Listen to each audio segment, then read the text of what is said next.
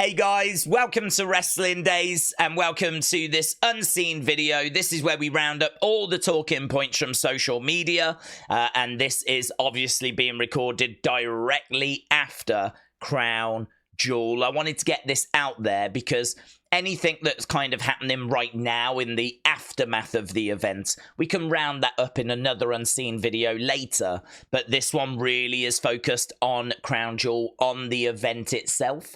So we're going to start with the winners, and it's the new Bloodline that were victorious. So Solo, Jacob, Tama, they managed to get past Roman and the Usos. Probably the big talking point is Solo pinning Roman. It's probably a talking point about the botch as well, because of course Solo pinned Roman. It looked like it was a 3 count, and of course it looks like that pin was broken up a little bit too late, but the match continued, and then we ended up with Solo pinning Roman anyway. So yeah, a bit of a talking point. And then of course Sami coming down. Sami accidentally, or at least we think accidentally, Helluva kicking Roman. So lots of drama here. We will get our teeth into it. We do have a whole Roman folder, but bottom line is the new Bloodline were victorious. Then, of course, we had Jade Cargill and Bianca Belair. They were victorious. They retained their championships. Then we had Seth Rollins, bit of a surprise, getting past Big Bronson Reed. I honestly thought Big Bronson Reed would get the job done, so this was a surprise. It took a lot of curb stomps to keep him down, but Seth did keep him down. Liv Morgan is the first ever Crown Jewel Women's Champion. So she was very emotional. She was crying in the ring, but a lot of moving parts here. We had Dominic, we had Raquel, we had Tiffany. We wondered if we would get the cash in. We had that moment where she was like, I want to cash in, I want to cash in, but we don't actually know who she would have cashed in on. She was telling Nia I was going to cash in on Liv, but Nia kind of told her to get to the back, like now is not the right time. And through the madness, Liv Morgan managed to get the victory. Then LA Knight was victorious against Carmelo and Andrade in a really fun match, apart from the moment where LA Knight ended up catching his little LA Knight on the top rope. He kind of tried to jump up, ended up getting slipping, and then the rope kind of went between his legs in what was probably the funniest moment of the night, I would say. It was pretty funny. So anyway, he managed to keep a hold of his championship. So yes, we got that. Then, of course, we had Kevin and Randy, and they were brawling, and it didn't result in a winner because the match actually never started. So there is no graphic for that. We never quite got that match, just a big brawl. But there's lots of talking points in that.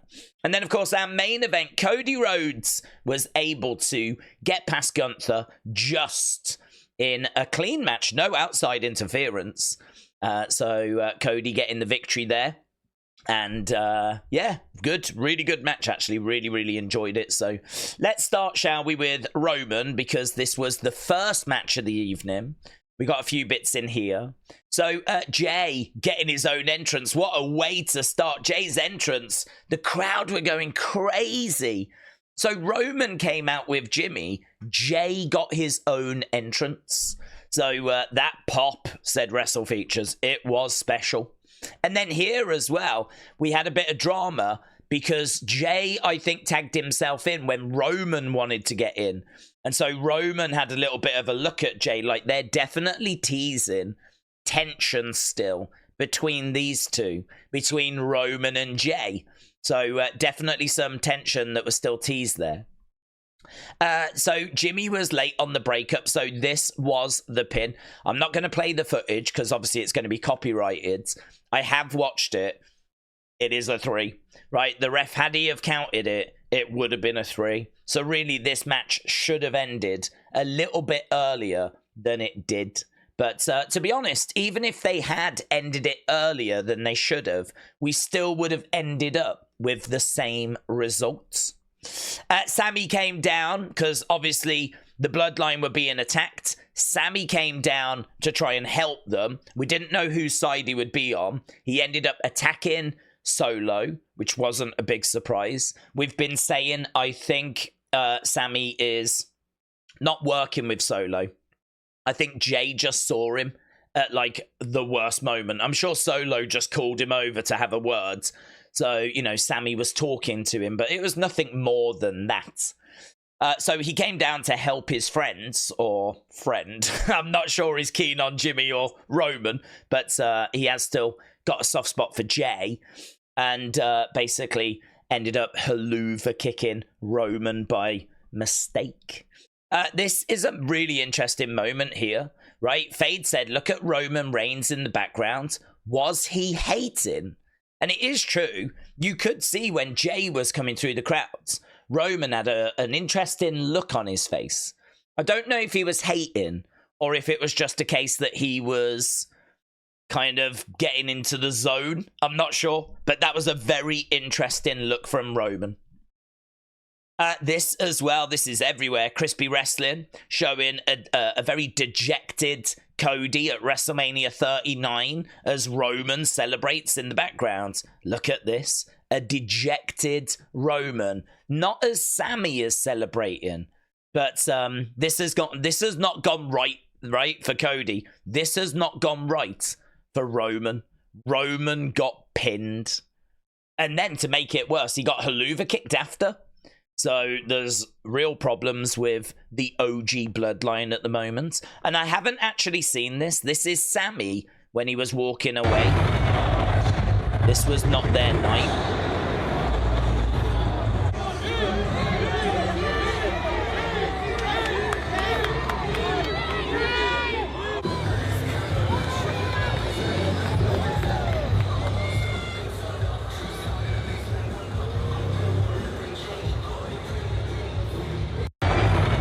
No words. No words, but then no words required. So that was the Roman folder. After that, we had the tag match. So look at the size of this lollipop for Jakara. So Jakara and Lash making their way down to the ring. And look at this outfit. Obviously, the women have to be covered up. So it does mean that we get some unique ring attires, which I really like, actually, and I think like they did a great job with this. And this was great. Riyadh just experienced a mother quake. Lash Legend looks so good. Like, she's got such a size and a presence. Really good, really good. She was in this match and she really looked like she belonged. She has really kicked on, really developed. And Trick Williams said you did your thing to Lash Legend. They're in a relationship, Lash Legend and Trick Williams. So, yeah, really good. The champions retaining, of course. Then after that, we went to, I think it was the Liv match. So, there we go. That's all you need to know, really. There is Liv. Holding up these championships and winning the match. The Judgment Day on her bodysuit logo was pretty interesting. That was in the middle on her bodysuit. And as we said, you know, Tiffany came running down, tried to cash in, never did. She's still got that briefcase. She got told to go away by Nia.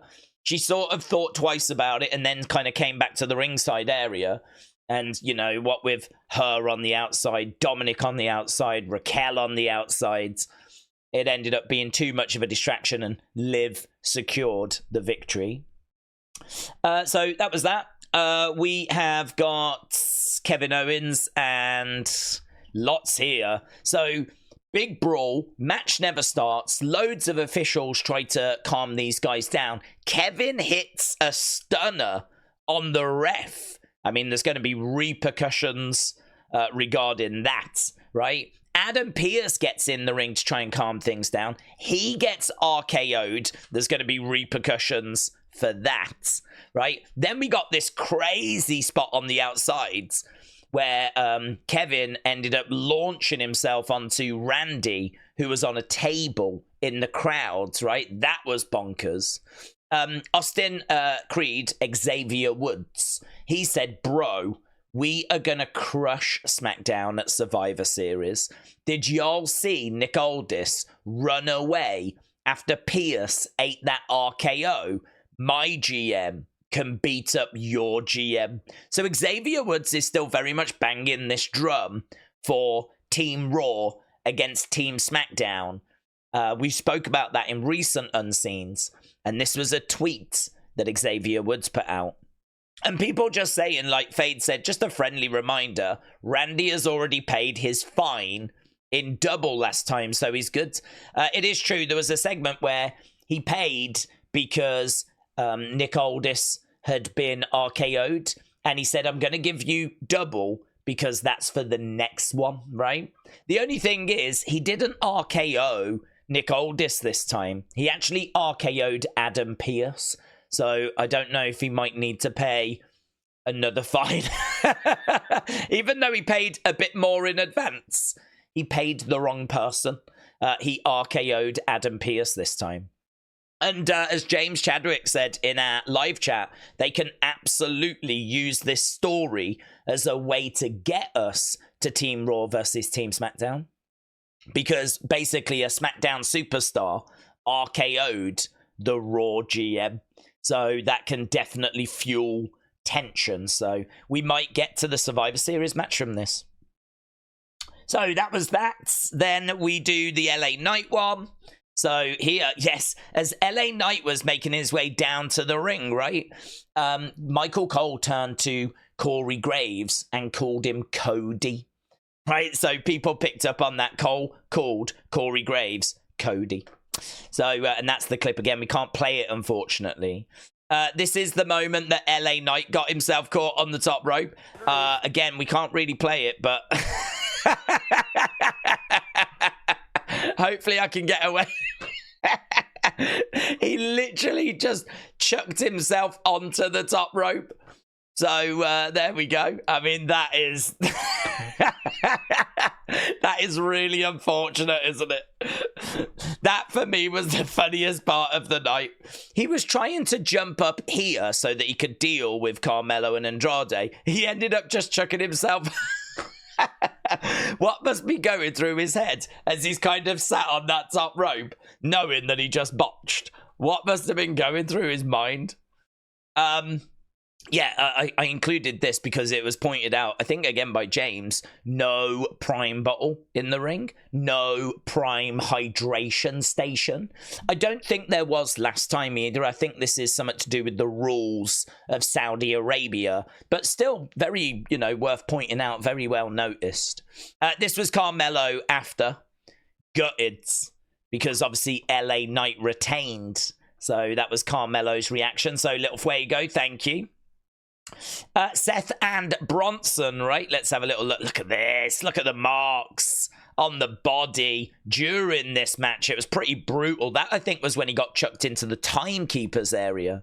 Apparently, Big Bronson Reed's attire was based on MF Doom, right? Which, honestly, during the live stream, I was like, what is his attire based on? It looks a bit like MF Doom, but I'm guessing it's like superhero inspired. And then it turned out it was MF Doom. So that's pretty cool. That's pretty fun. So there we go. Then here, Seth was biting Bronson Reed, which I missed. But Metal Mama picked up on that he was biting him, apparently. And then, as we said, some big curb stomps at the end. And blood pouring down the face of Big Bronson Reed. Look at that look at the end. Seth Rollins, after like a super curb, getting the win. But this feels far from over. So very good. So we've done that. We've done that. We've done that. We've done that. We've done that. We've done that. I think it might only be the Cody one now. If we go down. Crowd were absolutely bananas for this, weren't they? Crowd was so good. Really good. And this is a hell of a botch. So this was shown before the main event. They were like, tune in afterwards because we're going to be doing the press conference, right? And they showed this graphic. Look at how many belts Cody had. Look at how many belts Cody had. So people are saying that this was spoiled before the main event because he had 2 belts. I must admit, I can't see the full kind of image. So I don't know if it was spoiled. I would like to see the full image because I can't quite make out if that is the Crown Jewel Championship. But look, Bella said, no way they're this dumb. I'm crying. Cody with the Crown Jewel belts. I saw this, right? I put it in the folder and then Cody did go on to win. So I don't know if this is a spoiler. Again, I'd need to see the full graphic because just to make sure that is the Crown Jewel Championship. But this was doing the rounds before Cody won the main event, which I thought was pretty funny. Here's Xavier. He said, did y'all see Gunther counter that Crossroads with a snapmare? It's lucky that Cody didn't have a mask on. And what he means by that is that he countered one of Ray's moves with a snapmare and Ray's mask came off and the crowd were booing him because you can't take Ray's mask off.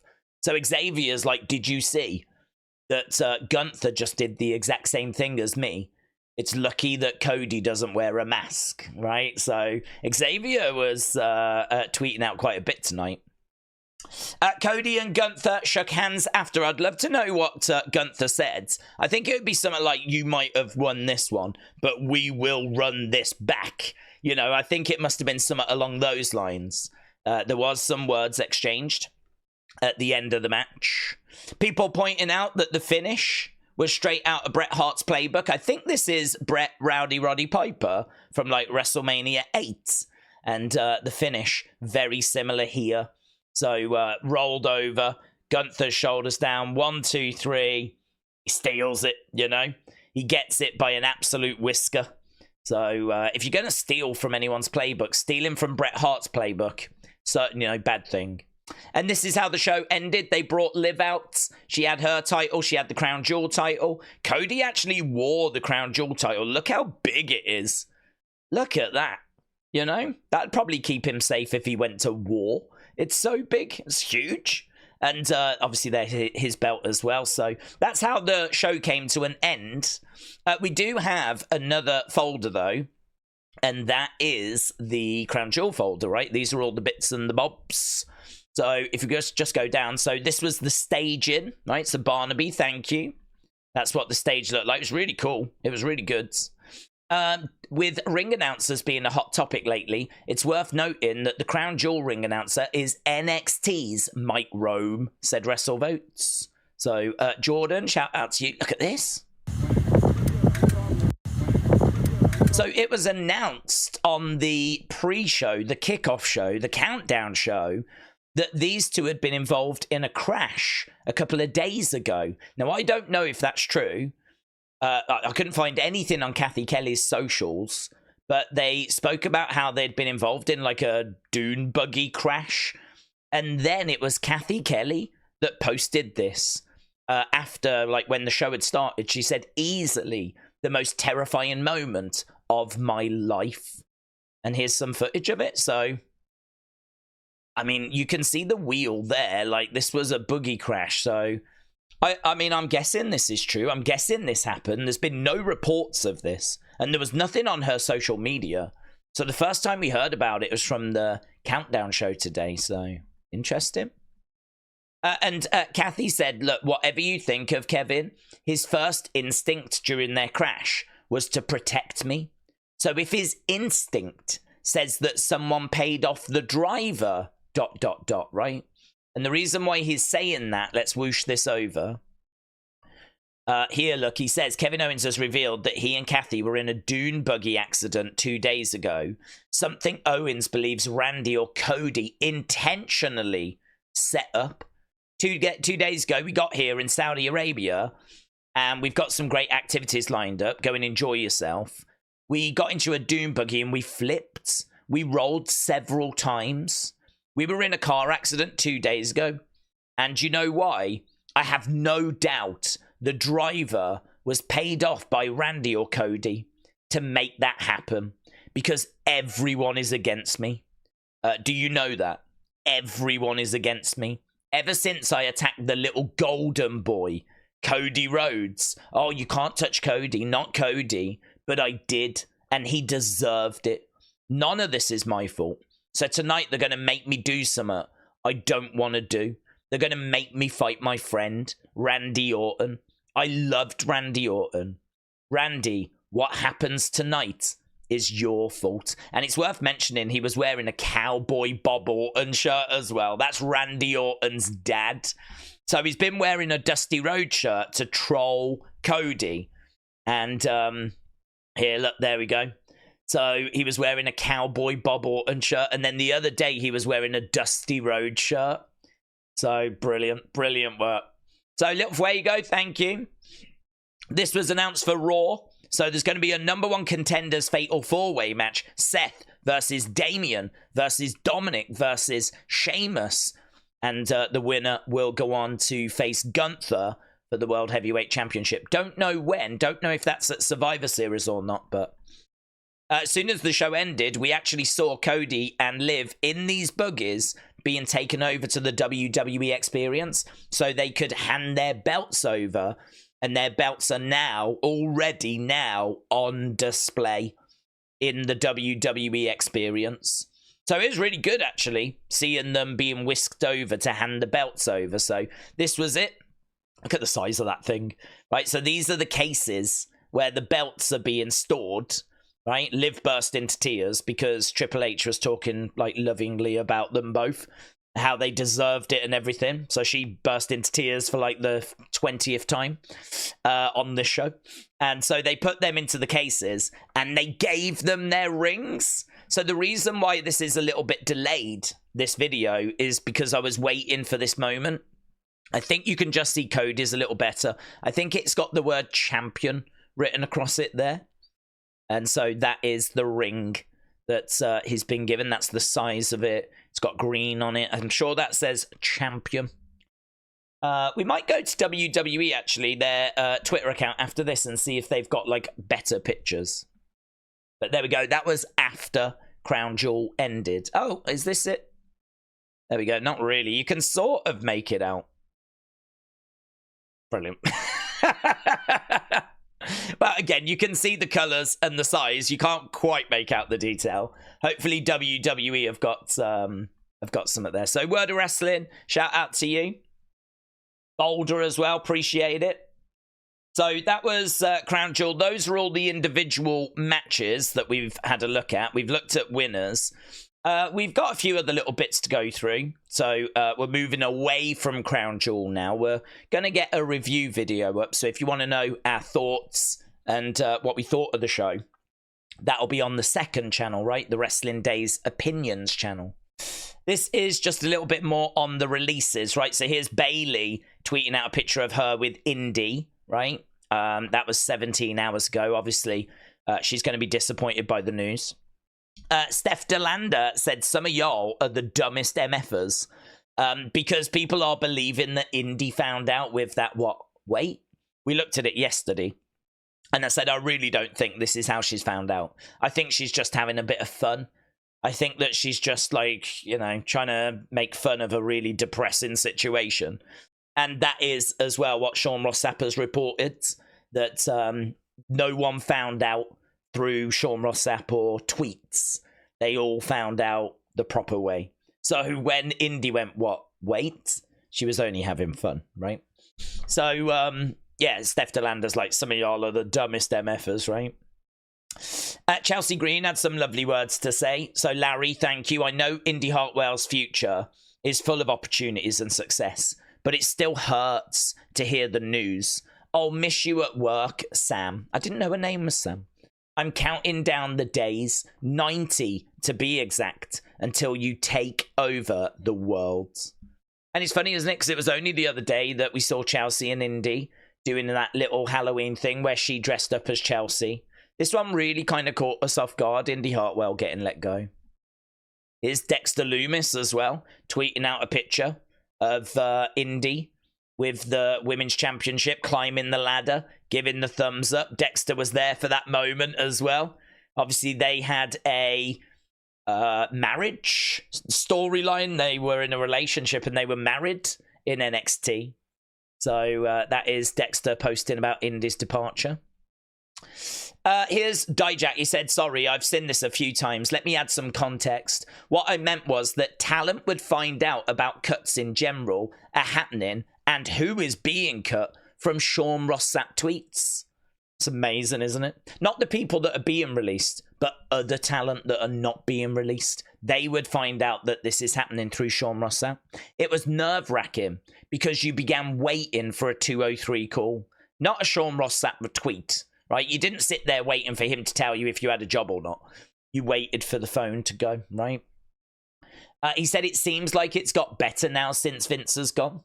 So no longer is it that if you find out someone has been released, I don't think the other talent is sat there worrying like, oh my God, am I next?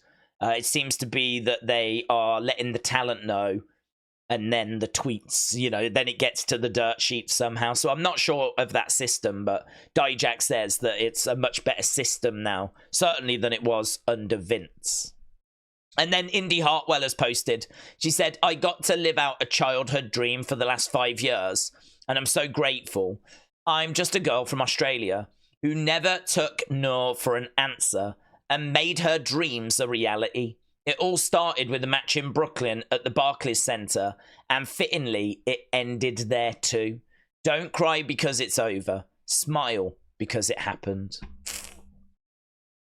Awful, innit? It's awful. Just awful, awful news. Let's go WWE and see what we've got. So, apparently in the month of October, Jey Uso sold more t-shirts than CM Punk and Roman combined. That's bonkers, and if that is true, that is bonkers. So, Spartan, shout out to you. Angel Garza has undergone successful arm surgery, right? So, if you wondered where he was, he's undergone arm surgery. Jordan, shout out to you. And then this was big. WWE tweeting this out. Goldberg just announced that his retirement match will take place next year. I think the fact WWE are tweeting this out means that it will be with them. So Goldberg having a retirement match next year, sure to be with WWE. So Nando, thank you. Let's see what else we've got, shall we, in the fun folder. Apparently Roxanne Perez is on the nice list, according to Santa. Boulder's like, how? How? She's awful. She's a heel. Here, look, we've got Kentucky Fried Chicken. Kentucky. So, Jay Dono, shout out to you. And this was good. This was Jakara and Lash from Crown Jewel. Was that the inspiration? I don't know. I really don't know. Was that who inspired their costumes? Cool costumes. They look great. I don't know if that was the inspiration or not, though. But, yeah, very good. Very fun. So, let's see. I want to make sure we've done all these. We did that. We did that. We did that. We did that. We did that. We did that. We did that. We did that. We did that. We did that. We did that. We did that. Looks like we've just got some thanks. So, Barnaby Blockley, thank you. Jordan, thank you. This is going to get in just under half an hour, and I'm thrilled about that. So, my plan is that this is going to go up now, right? Really appreciate everyone's support. Thank you for joining us on the Crown Jewel watch along as well. I'm going to go and work on the review of Crown Jewel and get up a few reaction clips. Later, or not that long, I'm going to do the UFC watch along, and then I'll have a look and see if there's another unseen needed to just mop up any bits and bobs in the hours after Crown Jewel. Yeah, that's my plan. So thanks a lot for watching. Appreciate the support, and I'll see you again next time. Bye for now.